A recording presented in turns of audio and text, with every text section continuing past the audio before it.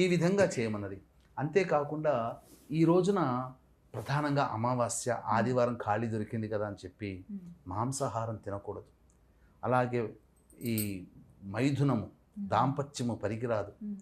అలాగే మద్యపానము, ధూమపానం లాంటివి విసర్జించాలి. సదా పితృదేవతల్ని స్మరించుకుంటూ ఈ రోజున ఉండాలి. పితృదేవత స్తుతి చేయాలి. ఈ విధంగా ఇప్పుడు చెప్పబడినటువంటి పరిహారాల్లో ఎవరికి తోచింది వాళ్ళు చేయాలి. కానీ ముఖ్యంగా శివారాధన చేయడము, అలాగే సూర్యునికి ఎదురుగా ఉదయించిన సమయం నుంచి 2 గంటల లోపల ఏదో కొద్ది సమయం సూర్యుని ఎదురుగుండా ఉండడం, అలాగే పితృదేవత తర్పణం చేయడం మాత్రం విధిగా చెప్పబడి ఉంది. ఈ 3 మాత్రం విధిగా చేయాలి. మిగతావన్నీ మన యొక్క ఇష్టపూర్వకంగా మనం చేసుకోవచ్చు ఇప్పుడు చెప్పబడినటువంటి పరిహారాల్లో. అలాగే ఈ రోజున ఆదివారం అమావాస్య చాలా విశేషమైనటువంటిది. మామూలు దేవతల కంటే కూడా తాంత్రిక దేవతలకి బలం ఎక్కువగా ఉంటుంది ఈ రోజున. పైగా ఈ రోజున చంద్రుడు కనిపించడమ్మా ఒకటి మైనస్. రెండవది ఆదివారం అయింది, సూర్యుడికి సంబంధించింది. అమావాస్య సూర్యునికి సంబంధించిన తిథి. అలాగే సూర్యుడికి సంబంధించినటువంటి నక్షత్రం ఉంది. పూర్వాషాఢ నక్షత్రం 10 గంటల వరకు ఉంది.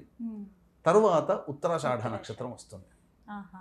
కాబట్టి ఈ పుష్యమాసానికి అధిపతి అయినటువంటి శని భగవానుడికి సంబంధించిన లగ్నము, ఇప్పుడు శని మీన రాశిలో ఉన్నాడు అంటే మీన లగ్నము 10 గంటల నుంచి ప్రారంభమై 11:50 వరకు ఉంటుంది.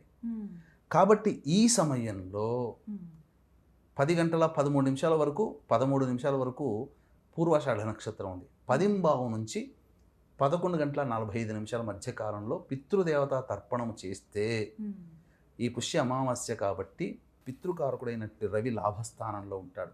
పుష్యమాసానికి అధిపతి అయినట్టు శని లగ్నంలో ఉంటాడు. ఈ కారణ చేత చేసినట్లయితే పితృదేవత అనుగ్రహం సంపూర్ణంగా కలుగుతుంది. ఇది చెయ్యాలి.